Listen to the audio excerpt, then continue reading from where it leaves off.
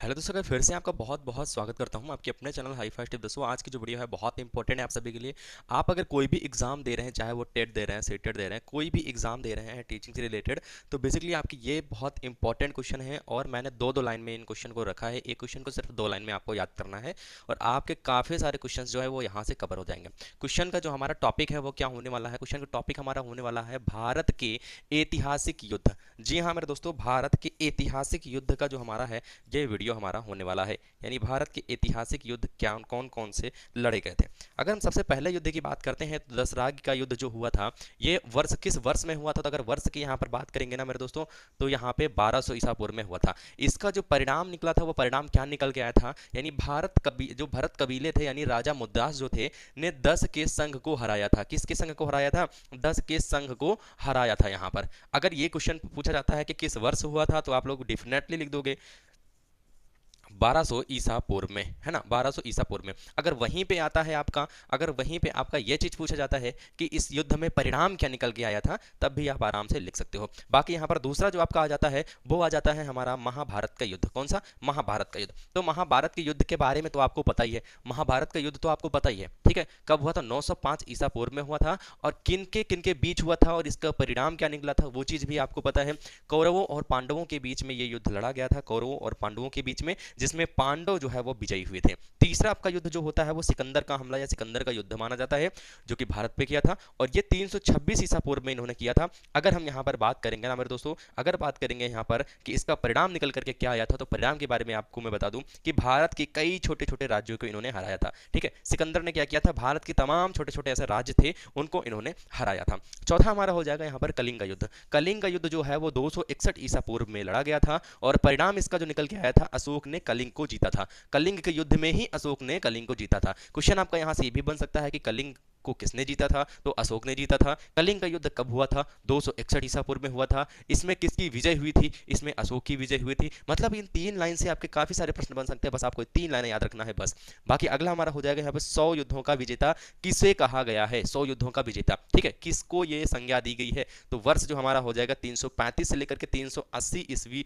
पूर्व तक जो है ये हुआ था। और इसमें परिणाम ये निकला था, इन युद्धों में ये चीज हुई थी कि ये जो संज्ञा है पुराणों में समुद्रगुप्त को दी गई है। ये संज्ञा जो है पुराणों में समुद्रगुप्त को प्राप्त है। अगर आपसे पूछा जाता है 100 युद्धों का विजेता कौन है, तो आपको पता है समुद्रगुप्त। 100 युद्धों का विजेता किसके नाम से कौन प्रसिद्ध है? इस नाम से कौन प्रसिद्ध है? तो समुद्रगुप्त। अगला हमारा यहाँ पर हो जाएगा तराइन का प्रथम युद्ध। तराइन के प्रथम युद्ध की बात करेंगे यहाँ पर, तो तराइन का प्रथम युद्ध जो है वो 1191 ईस्वी में हुआ था। इसका परिणाम जो निकल के आया था, पृथ्वीराज चौहान ने मोहम्मद गौरी को हराया था। फिर भाई साहब गौरी ने क्या सोचा कि गौरी ने सोचा कि हम इस हार का जो है वो बदला जरूर लेंगे।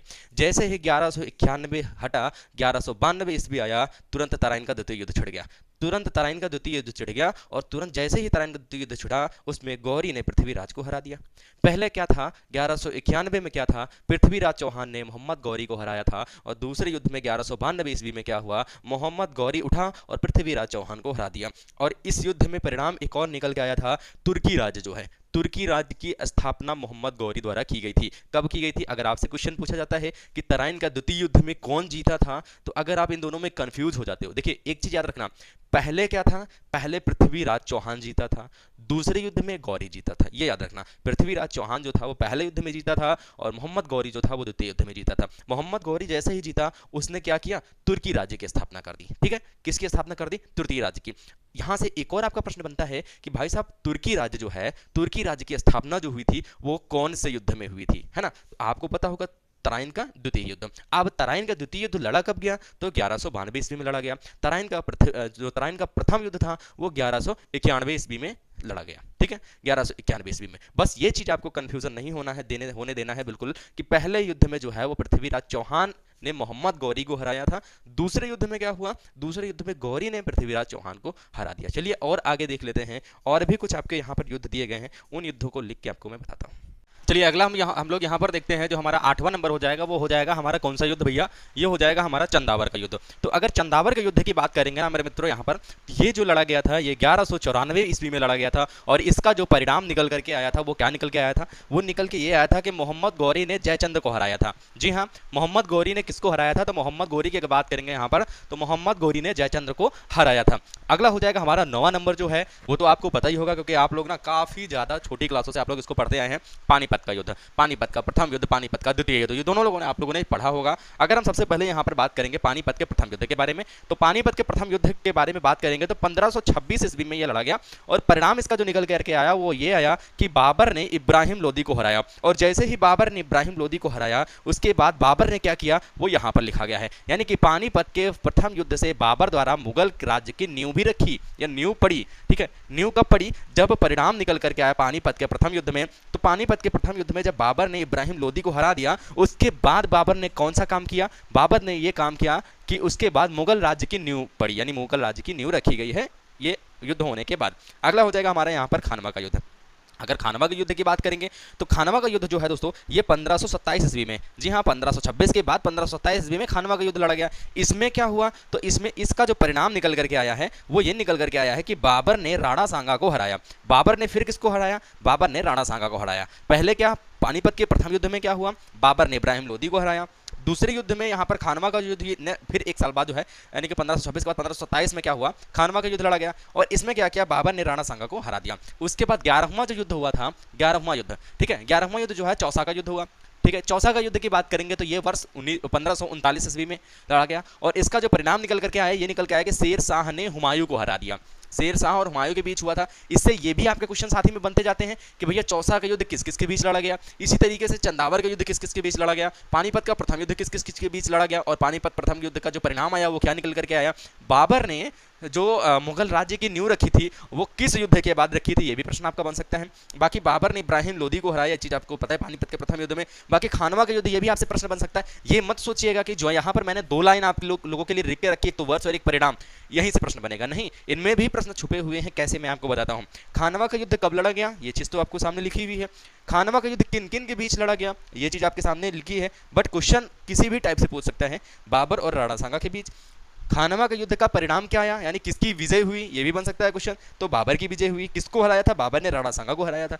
यानी क्वेश्चन आपके काफी सारे टाइप से बन सकते हैं। जैसे चौसा का युद्ध दिया गया है आपके सामने ना, तो 1539 में लड़ा गया, और इसका परिणाम जो निकल कर आया, यानी इसमें विजय किसकी हुई, तो शेर शाह की विजय हुई, और किसको हराया था, हुमायूं को हराया था। किसकी पराजय हुई, तो हुमायूं की पराजय हुई। मतलब आपसे क्वेश्चन 5 टाइप के क्वेश्चन, 6 टाइप के क्वेश्चन बन सकते हैं। पहला क्वेश्चन देखिए, मैं आपको एक तरीके से बता रहा हूं। मान लीजिए आपसे पूछा जाता है चौसा का युद्ध जो है वो किस ईस्वी में हुआ, पहला क्वेश्चन। दूसरा क्वेश्चन यह है कि चौसा युद्ध किन किन के बीच हुआ, दूसरा क्वेश्चन। चौसा युद्ध का परिणाम क्या हुआ, तीसरा क्वेश्चन। चौथा युद्ध जो है इसमें विजय किसकी हुई, चौथा क्वेश्चन। चौसा युद्ध में जो है पराजय किसकी हुई, ये आपका 5वां क्वेश्चन। बस आपके सामने सिर्फ 2 चीजें दिख रही हैं, 5 जो बाकी के 3 क्वेश्चन है वो इसी के अंदर छिपे हुए हैं, बस आपको दिमाग लगाने की जरूरत है ना दोस्तों। अगर आप 2 लाइन याद करेंगे ना तो ये ऑटोमेटिक आपके 5 क्वेश्चन तैयार हो जाएंगे, ये चीज आप अपने दिमाग में बैठा लीजिएगा। अगला हमारा यहाँ पर हो जाएगा कन्नौज का युद्ध, है ना। कन्नौज का युद्ध जो होता है वो हमारा 1540 ईस्वी में होता है। कन्नौज का युद्ध किन किन के बीच लड़ा गया, तो शेर शाह और हुमायूं के बीच लड़ा गया। इसमें विजय किसकी होती है, शेर शाह जो है हुमायूं को हरा देता है। पराजय किसकी होती है, तो हुमायूं की पराजय होती है। और कन्नौज का युद्ध जो है वो इसका परिणाम क्या निकल कर आया, शेर शाह ने हुमायूं को हरा दिया। अगला हमारा हो जाएगा पानीपत का द्वितीय युद्ध। 1556 ईस्वी में फिर से एक बार पानीपत का युद्ध होता है, और इस युद्ध में अकबर ने हेमू को हरा दिया, है ना। अकबर ने क्या किया, हेमू को हरा दिया।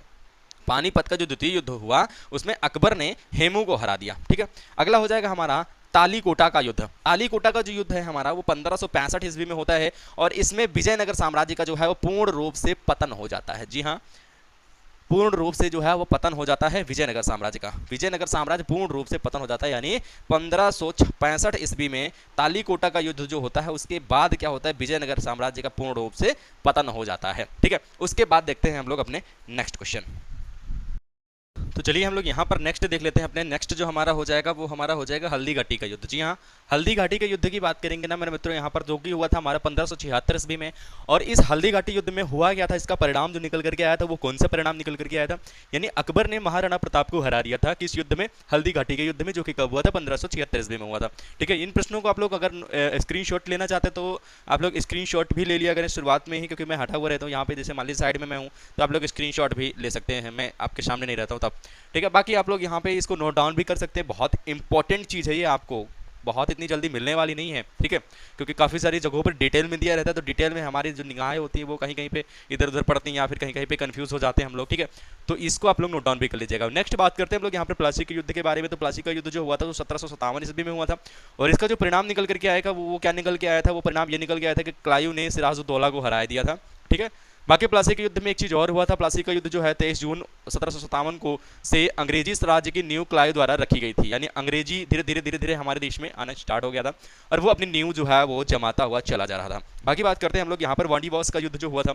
वांडीवॉस का युद्ध जो हुआ था वो 1760 ईस्वी में हुआ था। इसका परिणाम जो निकल के आया था, आयरकूट ने फ्रेंच सेना को हरा दिया था। आयरकूट ने क्या किया था, फ्रेंच की सेना को, पूरी की पूरी सेना को हरा दिया था। नेक्स्ट बात करते हैं हम लोग यहाँ पर युद्ध की, जो कि हमारा हो जाता है पानीपत का युद्ध। जी हाँ, पानीपत का तृतीय युद्ध। तो पानीपत का प्रथम युद्ध, पानीपत का द्वितीय युद्ध, पानीपत का तृतीय युद्ध, तीनों युद्धों के बारे में आप लोग बिल्कुल भी कंफ्यूज मत होइएगा, क्योंकि पानीपत का प्रथम युद्ध पहले हुआ था, दूसरा फिर हुआ, देन तीसरा हुआ, तो इनके ईयर में बढ़ते हुए क्रम में होंगे ना, बढ़ते हुए क्रम में, जैसे कि मान लीजिए पानीपत का युद्ध, फिर द्वितीय युद्ध, फिर तृतीय युद्ध, इस तरीके होंगे, तो इसमें आप लोग कंफ्यूज नहीं होइएगा। 1761 ईस्वी में हुआ था पानीपत का तृतीय युद्ध की बात करेंगे तो अहमद शाह अब्दाली ने मराठों को हरा दिया था, यानी इसमें हार किसकी हुई थी, मराठों की हुई थी, विजय किसकी हुई थी, अहमद शाह अब्दाली की हुई थी। अगला हो जाएगा हमारा 12 नंबर बक्सर का युद्ध। जी हाँ, बक्सर का युद्ध जो है वो 1764 ईस्वी में हुआ था। कब हुआ था मेरे दोस्तों, 1764 ईस्वी में हुआ था। और इसके और खास मैं बात मैं आपको बता दूंगा अभी, ये जो डिब्बे में लिखा हुआ है। बाकी परिणाम की अगर हम बात करेंगे ना, तो अंग्रेजों ने शाह आलम द्वितीय व सिराजुद्दौला व मीर कासिम की संयुक्त सेना को हरा दिया था। ठीक है, अंग्रेजों ने। ठीक है, यानी यहाँ पे क्या होता है, बक्सर के युद्ध के बाद पूरी तरीके से जो अंग्रेज थे वो अपनी प्रभुत्व की, अंग्रेजी राज्य के प्रभुत्व की स्थापना कर चुके थे। वही चीज़ यहाँ पर लिखा हुआ है। बक्सर की द्वितीय यानी 22 अक्टूबर 1964 के द्वारा भारत में अंग्रेजी राज्य की प्रभुत्ता की स्थापना हो गई थी।